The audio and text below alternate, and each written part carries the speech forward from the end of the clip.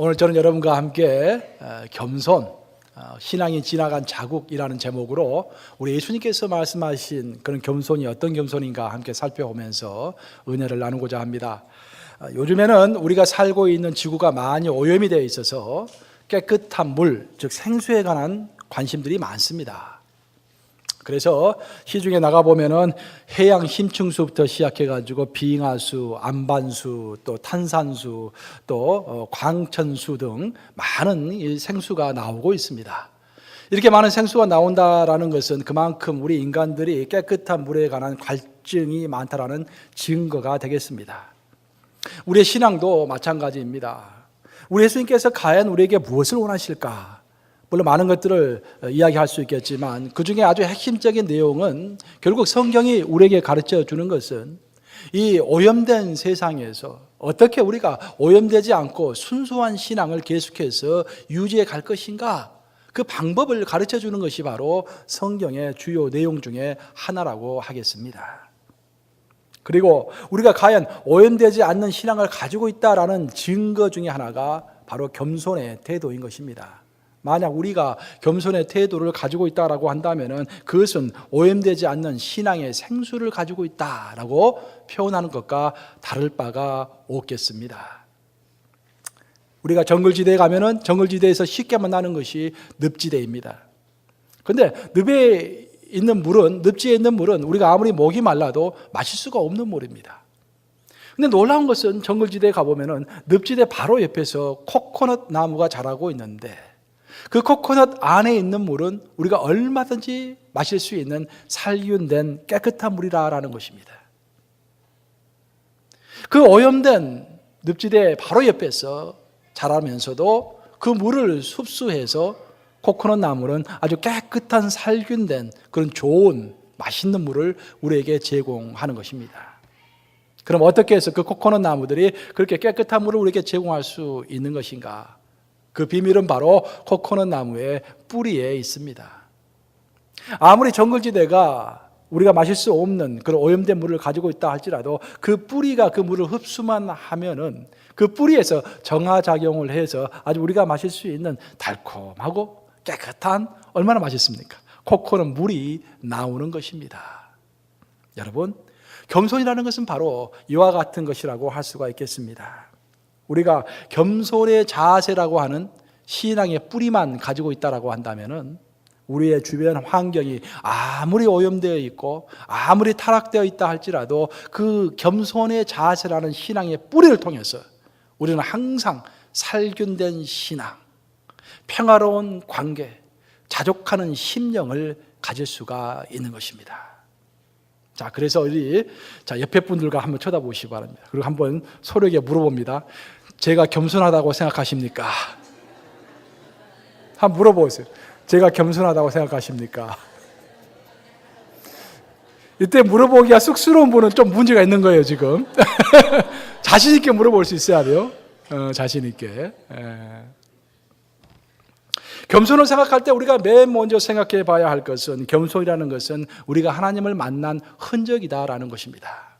우리 따라서 해보시겠습니다. 겸손이란 하나님을 만난 흔적이다. 아주 오래전에 있었던 일인데 사막의 한 지역에 아주 완고한 추장이 있었습니다. 선교사들이 아무리 전도를 하려 해도 전도가 잘 되지 않았어요. 그런데 어느 날 갑자기 이 완고한 추장이 하나님을 믿게 된 것입니다. 그래서 사람들이 놀라서 찾아와서 의아한 마음에 물어보았습니다. 추장님, 어떻게 해서 추장님이 하나님을 믿게 되었습니까? 그러자 추장이 다음과 같이 대답을 했다고 합니다. 자네는 어젯밤에 낙타가 우리 천막 앞을 지나가는 것을 어떻게 할 수가 있나?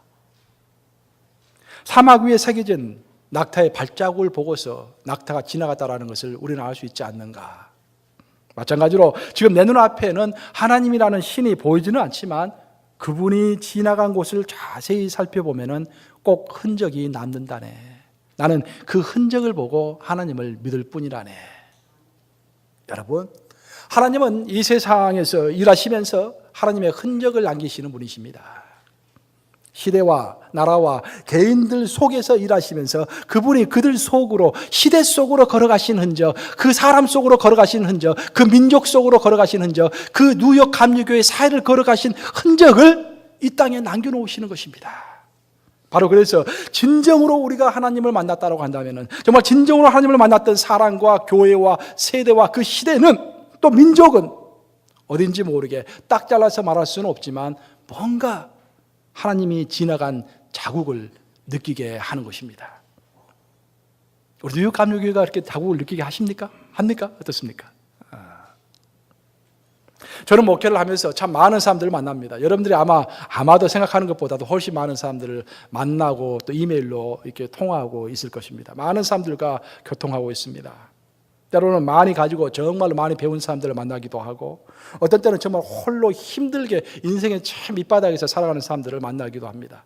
또 어떤 때는 정말로 인기가 있고 많은 사람들 리더해가는 그런 사람들을 만나보기도 하고, 또 어떤 때는 나지막한 응달에서 정말 소심한 삶을 혼자 숨어서 살아가고 있는 사람을 만나기도 합니다. 이 다양한 사람들을 만나면서 세상에는 정말로 별의별 생각과 별의별 성격의 소유자가 다 있구나라는 것들을 또 한 번 느끼게 되는 것입니다. 그런데 이 사람들을 만나고 집에 돌아올 때면은요, 고인 물속에 앙금이 내려앉듯이, 무슨 말인지 아세요? 이 고인 물속에 물이 혼란스러울 때는 앙금이 보이지 않다가 물이 탁 고요해지면은 앙금이 쫙 내려오지 않습니까? 고요한 물속에 앙금이 내려앉듯이 내 마음속에 천천히 하지만 뚜렷하게 기억이 되는 사람이 꼭 있는 것입니다. 그들의 표정과 그들의 말과 그들의 정말 조그만 작은 행동에서 무언가 정말로 진지하고도 신성한 것들이, 하나님의 자국과 같은 그런 신성한 것들이 지나가는 것을 느끼게 하는 것입니다. 그래서 그런 사람들과는 헤어진 뒤에도 메아리 같은 요운이 남아서 그 사람들을 그리워하게 되는 것입니다. 저도 정말 그런 사람이 됐으면 참 좋겠어요. 하다못해 연수를 가더라도요, 어떤 사람들을 보면은 정말 연수가 끝나고 집에 돌아오면은 앙금과도 같이 그 사람이 생각이 나고 그 사람이 그리워지게 됩니다. 그래서 이메일이라도 하나 더 띄우게 되고 또 만나서 대화라도 하고 싶고, 마음속에 항상 한 구석에 그 사람이 자리 잡고 있는 것입니다. 겸손은 이와 같은 것입니다. 겸손은 결국 우리가 하나님을 만난 흔적입니다. 모세가, 그 괄괄했던 모세가 하나님을 만나고 나서 한없이 온유하고 겸손해졌듯이, 또한 바울이 그렇게 정말 그 기질상 그렇게 활발했던 바울이 예수님을 직접 다메섹 도상에서 만난 후에는 자신이 가지고 있는 모든 것을 배설물로 여기는 것처럼 그렇게 겸손해졌듯이, 겸손이라는 것은 결국 하나님을 만난 사람이, 진실로 만난 사람이 자연스럽게 보이는 신앙의 흔적인 것입니다. 그래서 우리는 하나님을 진실로 만나고 하나님을 진실로 이해하기 전에는 결코 우리가 진실로 겸손하다라고 말할 수가 없는 것입니다. 우리는 교회까지 와가지고 인간이 말하는 겸손을 말할 필요가 없습니다. 우리가 교회까지 와서 세상에서 서로가 칭찬하는 겸손을 말할 필요가 없습니다. 우리가 말하는 겸손이라는 것은 하나님 앞에서 하나님이 인정해 주시는 겸손을 말해야 하는 것입니다.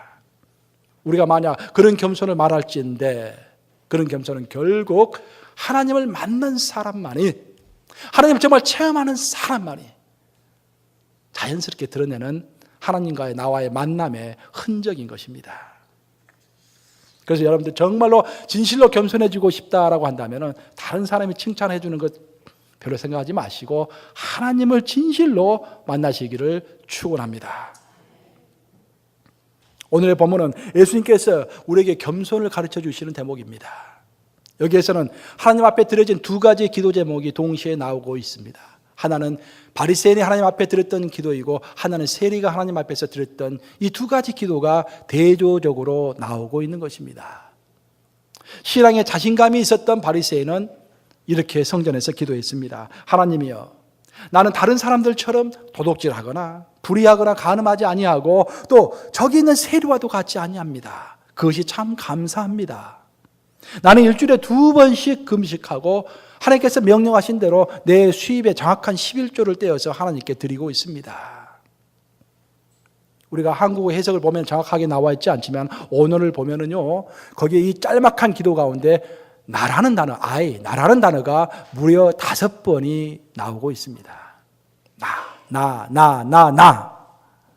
그래서 우리 예수님은 이 기도를 평가하실 때 하나님을 향한 기도가 아니라 나를 위한, 또 나를 표현하는 기도라고 예수님께서 말씀하고 계시는 것입니다. 도둑질하지 않는 것, 또 불의하지 않는 것, 간음하지 않는 것, 이 모든 것 응당 옳은 행위입니다. 더 나아가서 금식하는 것은 우리의 진지한 신앙의 표현입니다. 참 좋은 것입니다. 그리고 순수하게 11조를 드리는 것과 또한 하나님 앞에서 충실하게 살아가는 것 또한 충실한 신앙을 보이는 것입니다. 그리스도인이라면 응당 이런 수준의 신앙 수준을 보여야 하는 것입니다. 하지만 우리 예수님이 보시기에 이런 바리새인들의 신앙은 모범적이기는 했지만 한 가지가 결정적인 문제를 안고 있었는데 그 문제는 무엇일 것 같습니까? 이 바리새인의 결정적인 문제는 오늘의 본문의 핵심이기도 한데 이 바리새인의 결정적인 문제는 자신의 의를 하나님과 비교하지 않고 다른 사람과 비교했다라는 것입니다. 이것이 오늘 본문의 가장 핵심적인 메시지라고 할 수가 있겠습니다. 여러분, 비교라는 것은 상당히 상대적인 것입니다. 나를 누구와 비교하느냐에 따라서 어떨 때는 내가 으쓱해지기도 하고 어떨 때는 내가 초라해지기도 하는 것이 바로 비교인 것입니다. 비교의 대상이 누구냐에 따라서 그 결과는 항상 변하게 되어 있습니다. 그래서 성경은 우리로 하여금 나를 다른 인간과 비교하지 말고 오직 누구와?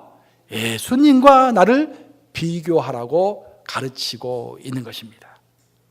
우리가 예수님과 나를 비교해야만이 완전한 인간이 되도록 노력하고 또 그 앞에서 조금이라도 더 진일보할 수 있는 모습으로 변화가 될 수 있는 것입니다. 우리가 아무리 다른 사람들로부터 칭송을 받는다고 할지라도 우리 자신의 의와 인격을 예수님과 비교했을 때 우리 자신은 절망하지 않을 수가 없습니다. 그렇잖아요, 여러분? 내 옆에 김집사하고 비교해보면 내가 그래도 이 정도면 훌륭한 것 같은데 우리 예수님과 비교해보면 도저히 안 되는 거야. 내가 절망감 가운데 빠지게 되는 것입니다. 하지만 신앙에 있어서 절망감은 때로는 우리에게 약이 됩니다.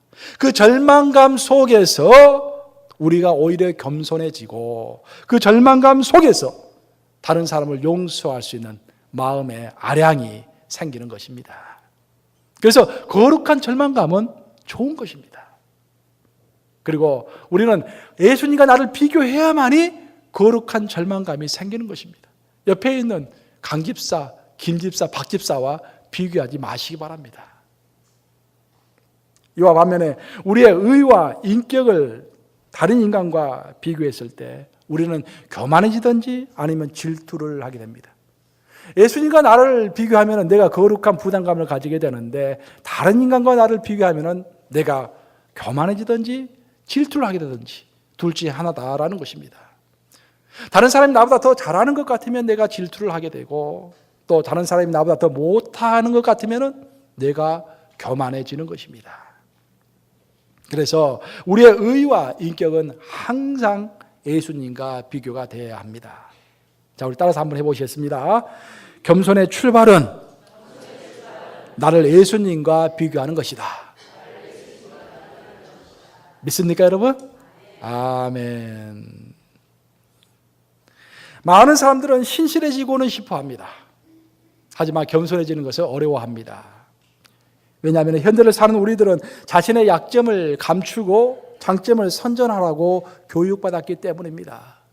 우리는 저 사람 참 심실하다, 정말 믿음직스럽다, 신실하다라는 말을 들으면서 칭찬받는 것을 좋아하지만 우리가 정말로 무릎을 꿇어서 내 형제 자매의 발을 닦기까지 겸손해지는 것은 어려워하는 것입니다. 이러한 우리들에게 예수님은 본문에 나오는 세례를 통해서 우리가 어떻게 겸손해져야 할 것인지, 어느 정도로 겸손해져야 할 것인지 그 기준을 명확하게 설명하고 있습니다. 세례는 성전 가까이에 가지도 못한 채 하늘을 우러러서 자신의 가슴을 치면서 통곡했다고 적혀 있습니다. 그러면서 하나님이여 불쌍히 나를 여겨 주시옵소서, 나는 죄인이로소이다. 성경에서 하늘을 우러러본다라는 의미는, 하늘을 우러러본다라는 의미는 나를 회개한다라는 의미입니다. 그런데 이 세리는 하늘을 우러러보지도 못했다라는 것입니다. 그 의미는 뭐냐면은 감히 하나님 앞에서 자신의 잘못을 아랠 만한 그런 자신조차도 없었다라는 것입니다. 저는 이 부분을 보면서 많은 생각을 하게 됩니다. 우리는 너무 쉽게 죄를 범하고 또 너무 쉽게 스스로를 용서하는 경향이 있습니다. 그래서 우리 그리스도인들이 가장 좋아하는 성경 구절은 아마 요한일서 1장 9절이 아닐까 생각이 됩니다. 만일 우리가 우리 죄를 자백하면 저는 미쁘시고 의로우사 우리 죄를 사하시고 우리를 모든 불의에서 깨끗게 하실 것이요. 입으로 고백만 하면 내 죄가 사해진다라는 그런 구절을 우리는 좋아하는 것입니다. 하지만 이 세리의 경우에는 죄를 범하고 하나님 앞에 섰을 때 뻔뻔하고도 자신감 있게 죄를 고백하고 용서를 구하기보다는 그저 자신을 한탄하면서 슬퍼했다라는 그 사실이 우리에게 많은 교훈을 주는 것입니다. 여러분, 바로 이것이 우리 예수님께서 우리에게 바라시는 겸손의 태도입니다. 결국 우리의 태도에서 모든 것이 나오는 것이 아니겠습니까? 우리의 마음의 태도에서 우리의 말이 나오고 우리의 마음의 태도에서 우리의 행동이 나오는 것이 아니겠습니까? 우리가 겸손하면서도 정말 겸손의 태도의 기준이 무엇인가? 라고 스스로 생각해 본다라고 한다면 우리들은 우리들의 죄에 대해서 감히 하나님 앞에서 용서조차도 구할 수 없는 존재들이다 라는 것을 잊지 않고 기억하는 것이 바로 겸손의 태도인 것입니다. 우리가 누구다?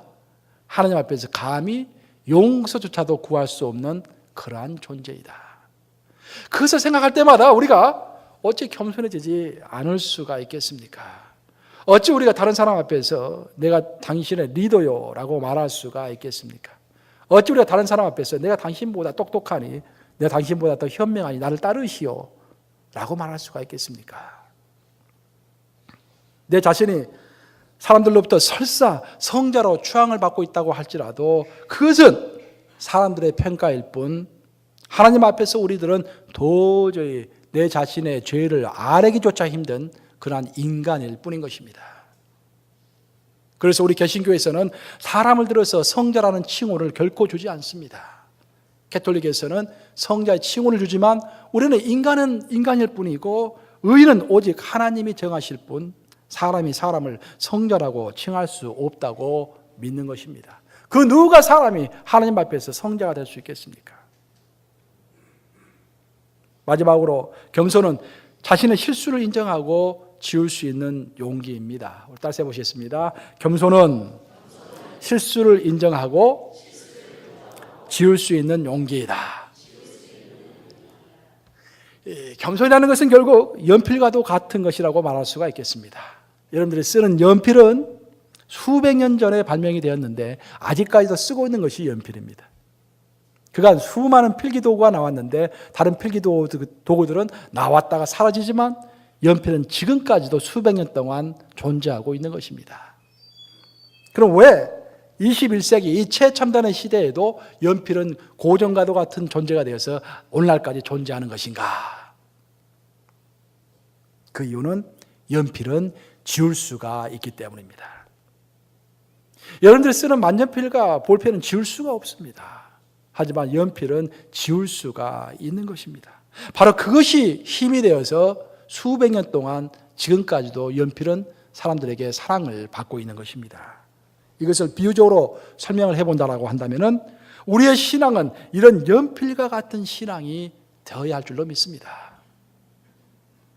자신의 행동과 신앙을 항상 나타내기만 할 뿐 지우지 않는 그런 볼펜과 같은 신앙보다는 자신의 신앙을 이 세상에 나타낸 뒤에라도 자신의 실수를 인정하고 언제든지 지울 수 있는 그런 겸손한 연필과도 같은 신앙이 바로 하나님께서 원하시는 신앙이다라는 것입니다. 그리고 바로 그런 신앙이 오늘의 본문에 나오는 울면서 애통해하고 있는 세리와 같은 신앙이다라는 것입니다. 겸손을 생각할 때마다 제가 항상 금방 생각나는 하나의 그런 픽처가 있습니다. 그림이 하나 있습니다. 인도의 간디의 이야기인데, 간디의 겸손과 관련된 그런 실화입니다. 이 간디의 자서전을 읽어보면 이런 구절이 나옵니다. 간디는 특별하게 바깥에서 그 어떤 위대한 사람을 만나고 왔든지, 그 어떤 위대한 순간을 경험하고 왔든지, 또 그 어떠한 많은 사람 앞에서 그 어떤 위대한 설교를 하고 강연을 하고 자기가 돌아왔든지, 집으로 돌아오면은 예외 없이 항상 물레를 돌렸다고 합니다. 스피닝 휠, 그러니까 천을 짜는 물레를 돌렸다고 합니다. 식민지 해방, 그리고 물질적 욕망으로부터의 해방을 부르짖는 자신의 신념을 그런 대표하는 그런 물레를 돌리면서 자신의 생활을 반추해보고 반성하고 지울 것은 다 지웠던 것입니다. 이 얼마나 영감을 주는 말입니까? 저는 특별히 월요일 날에는 주로 성경을 많이 읽습니다.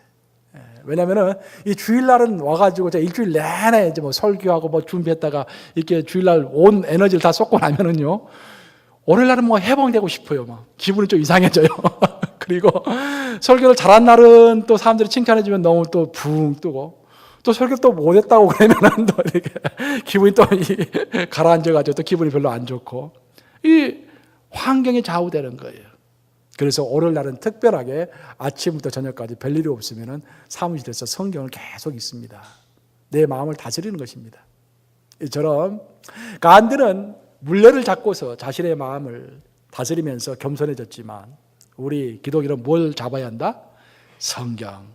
항상 성경을 잡고서 자신의 마음을 다스려야 하는 것입니다.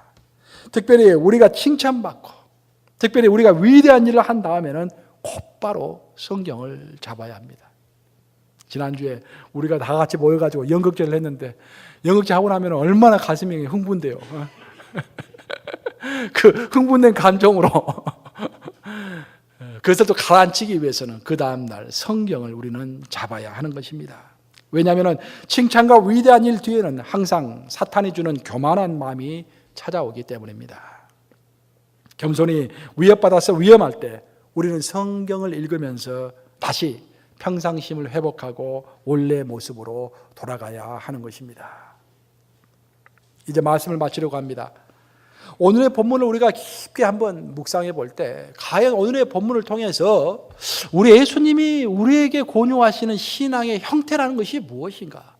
과연 어떤 신앙의 형태를 가지라고 오늘의 본문을 굳이 우리에게 말씀해 주신 것인가? 라고 그런 본질적인 질문을 생각해 보지 않을 수가 없습니다. 오늘 예수님께서 바리새인들을 비판하시는 것으로 봐서 분명히 우리로 하여금 바리새인과 같은 신앙인은 되지 말라라는 그런 경고라고 우리는 이해할 수가 있습니다. 그러면 우리로 하여금 세리와 같은 신앙인이 되리라, 그런 말씀인가? 그것도 아닙니다.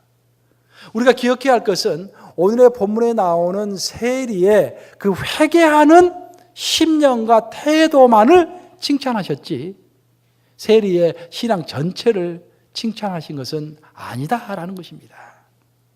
오히려 오늘의 본문을 통해서 예수님은 열심히 신앙생활을 하고 있음에도 불구하고 겸손한 태도가 없어서 무너지고 있는 바리새인들을 안타깝게 여기면서 오늘의 본문을 말씀하신 것입니다.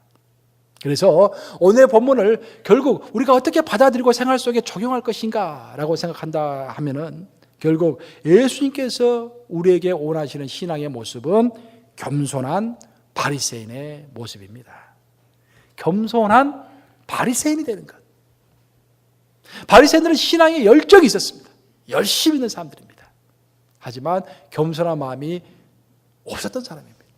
그래서 예수님께서 우리에게 원하시는 모습은 겸손한 세리의 모습이 아니라 겸손한 바리새인의 모습인 것입니다. 보통의 바리새인들은 인간적인 자신감을 가지고서 성경의 가르침을 충실히 따라가는 사람들이었습니다. 하지만 우리 예수님이 원하시는 것은 인간적인 자신감을 가지고 열심히 일하기보다는 인간의 빈약함과 부족함을 느끼면서 오직 하나님의 은혜를 갈구하면서 신앙생활을 해나가는 그런 겸손한 바리새인의 모습을 원하셨던 것입니다. 한마디로 예수님은 인간적인 자신감보다는 자신의 부족함을 절감하면서 하나님의 은혜를 간절히 사모하기를 원하시는 것입니다. 이런 측면에서 생각해 볼 때 우리 21세기를 살아가는 그리스도인들은 우리들에게 오늘날 가장 도전적인 것 중에 하나가 뭐냐면은 긍정적 사고방식과 또한 적극적 사고방식과 긍정의 힘입니다. 이런 것들이 우리에게 아주 큰 도전을 좀 주고 있는 것입니다. 물론 이런 유행에는 유행한 점도 없지 않아 있지만 근본적으로 이런 신앙의 방식은 성경과 초대교회 사도들이 강조했던 영성과는 아주 거리가 멉니다. 왜냐하면 성경과 초대교회가 무엇보다도 강조했던 것은 자신을 긍정하는 모습이 아니라 자신을 부정하는 겸손의 영성이었기 때문입니다.